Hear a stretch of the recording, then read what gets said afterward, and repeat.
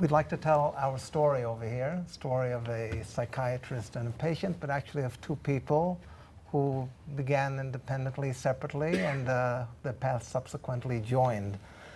The story begins in 2005. I've already been in charge of a psychiatric department, a closed psychiatric ward, located in a choice location between the municipal cemetery and the garbage dump, and a sense that there has to be a better way to help people in extreme distress, that there's something wrong with the way these wards are being, the way psychiatric care is delivered in the inpatient system.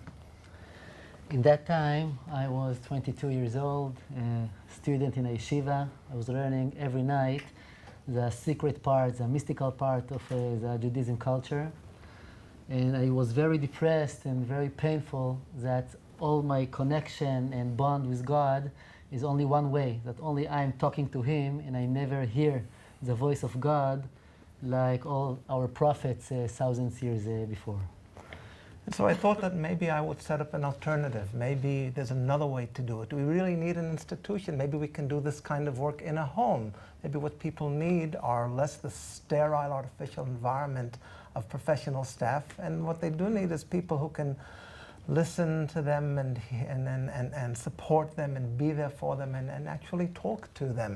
And I discovered there was a model called Soteria, which had done something similar to that in the 1970s in the States, and there were other such places in Europe and elsewhere. And I began thinking maybe we can bring about some change. The first day that Pesach wrote his vision was a holiday, Tu B'Shvat holiday in 2005. And in that day, I wanted to make a big dinner to all my friends and my family in the community. So I went not far from Pesach home to the Machne Yehuda Shuk in Jerusalem, and I bought 37 fruits, holy fruits, that their source are from the 4 holy and spiritual worlds that's rooted in our sacred culture, sacred Judaism culture in the Torah.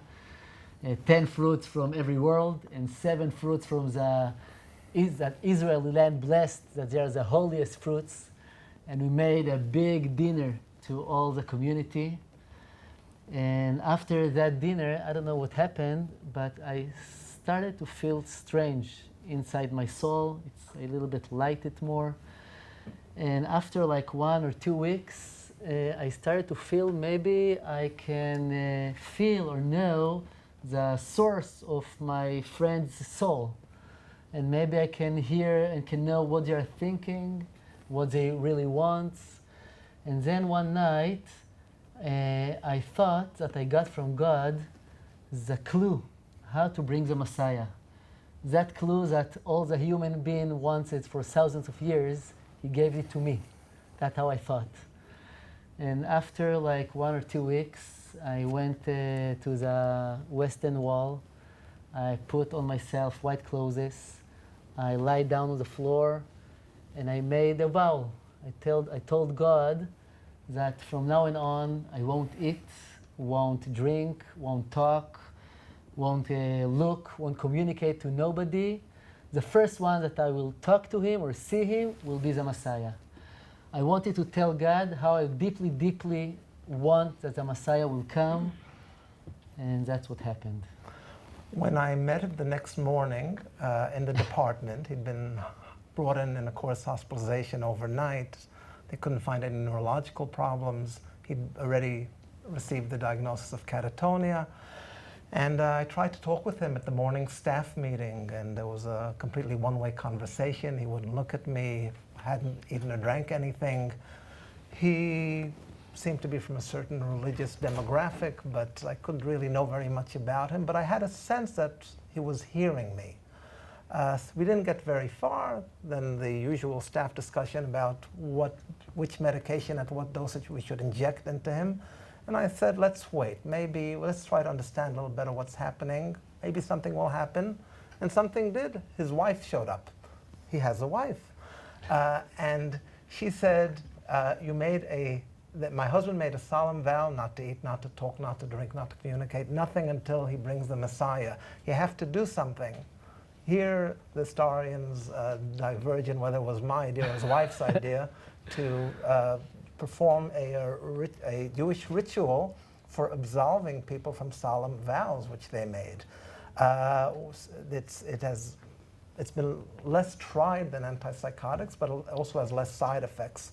So we brought in his rabbi, who his wife gave me the contact information, and the rabbi's driver, and myself.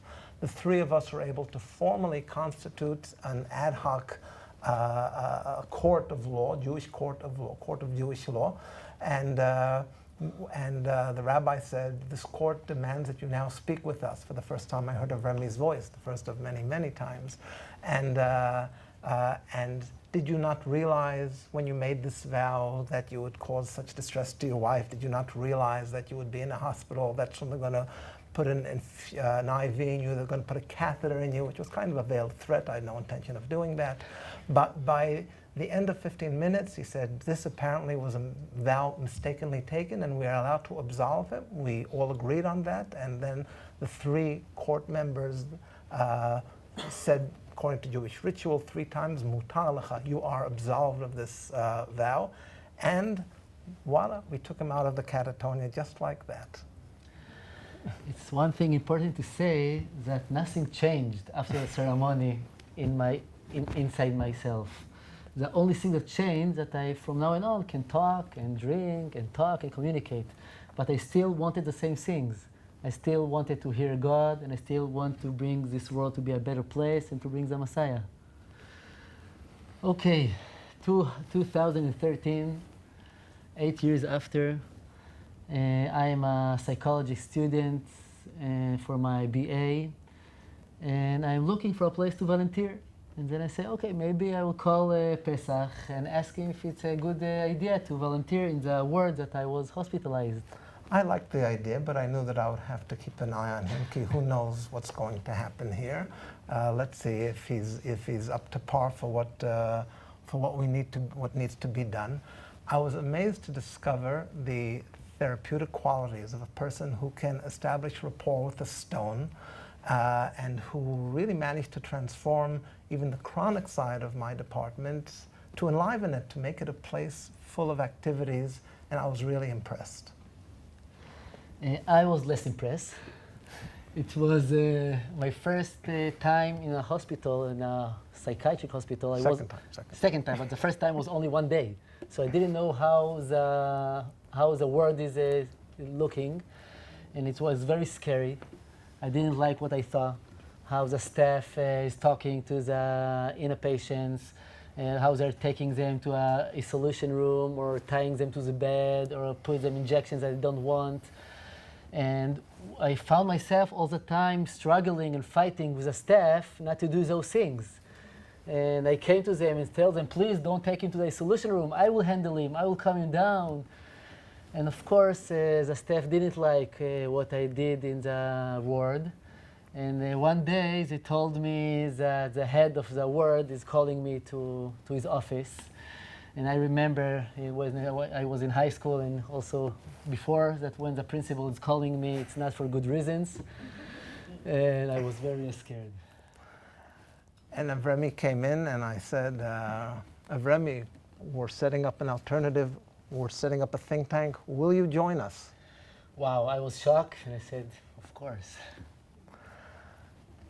And it took another 3 years and endless attempts to be able to set this place up, trying to do it as part of the public system. Everyone said, great idea, no money.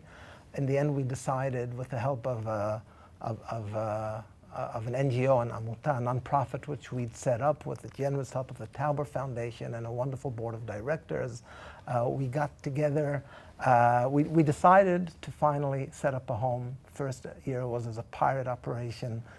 And I remember, after all those years in the psychiatric ward, on the 1st of September 2016, a little more than 3 years ago, walking towards the place, full of hope, not only praying, but actually thinking about what I was saying, and hoping that this adventure would work out well, and just setting up our first home, the first such home in Israel. and then hoping and praying that it would work out? For me, to think about Soteria was amazing, but to make it up was horrible. And it was very scared. And one day I told Pesach that I'm feeling like I'm in a skydiving, like in a free fall down. And I don't know what to do, and I want to run away and not to come back to the place. And I said, if we're in a free fall, then let's at least, before we hit the ground, let's at least enjoy the view. It would not, what we did the month before setting up, mainly what Remy did, and interviewing staff and renting the house and helping me ignore the lawyer's advice that we're about to lose our liberty and license and property. We set up shop. And now it's 3 years later. After 1 year, the Ministry of Health recognized what we do. They called it a stabilizing home. So we became legitimate.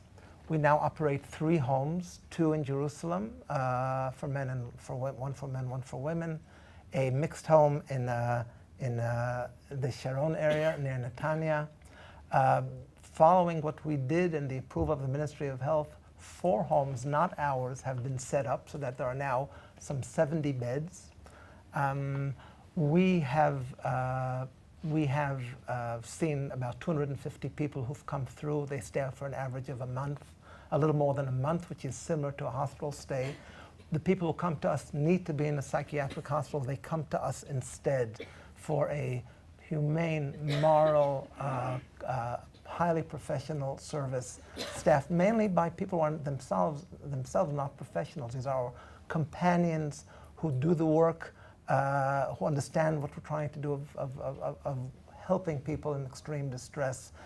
Many of them students, many of them with their own psychiatric background. Very intense work. Maybe we'll say a couple of principles. Good idea. Okay. So a couple of principles in the home Soteria. First, that our attitude to extreme mental situations, that they are human experience and requires a humane response. And second, that we try to be more with a person and with his experience and less trying to do to him or to tell him what to do. Third principle in our home is that the basic of the treatment need to be trust and honor and shared decision making of medication and all other parts of the treatment. And the first one that we believe that the mental situation is all the time in a contact with the family and the environment. So in the home, every week we have a family treatment in the spirit of the open dialogue model, people that heard about it. And we use medication, but certainly much less than in the hospital. Even before starting Soteria, I realized that the doses we give in the department, about half of it is to calm the patient and half of it is to calm the staff. And we have other ways of working with the staff, intense supervisions. And my vision now as a psychiatrist is that this become, in Israel and elsewhere, the first line of treatment for people who need around-the-clock care, supervision, help. In Israel, we have about 2,500 acute care psychiatric inpatient beds. I believe that about half of them can be replaced by homes such as ours. That we are very near to the point where the tipping point where this will become the first line of treatment for people who really need help and can't stay at home. And that would mean well over 100, perhaps 130 homes being established throughout Israel, a lot more than the 7 which exist today. But believe me, to go from 0 to 7, as we have in the past 3 years in this country, is probably much more difficult than reaching the 130. It depends on getting the HMOs, the public insurance. All Israelis are covered by medical insurance. Once this becomes, as it's began to be, an accepted service funded by the public health care system, people will want to come into this place, and we will have those 130 homes. I have another vision as a former psychotic, that after 2,500 years that we only developed our left logic hemisphere, it's time to start also to develop the right hemisphere, the experience hemisphere. And all the spiritual and the psychotic experience, I hope that people that experience those experience don't need to be ashamed or to be shy of those experience. And my biggest hope that all the prophets can, today can get out from their closet and we can see them around the streets like was thousands of years before. And there's one final significant date which I would like to tell about.